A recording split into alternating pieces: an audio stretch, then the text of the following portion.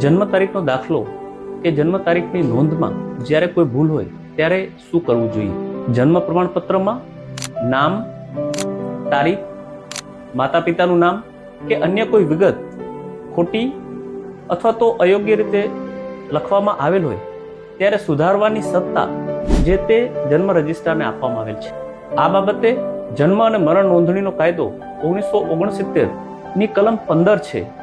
જ્યારે રજિસ્ટ્રારને એવી ખાતરી થાય કે રજિસ્ટરમાં કોઈ ભૂલ કે કોઈ ખોટી રીતે અથવા તો અયોગ્ય રીતે કોઈ નોંધ કરવામાં આવી છે તો આવી નોંધ સુધારી શકશે અથવા તો રદ પણ કરી શકશે.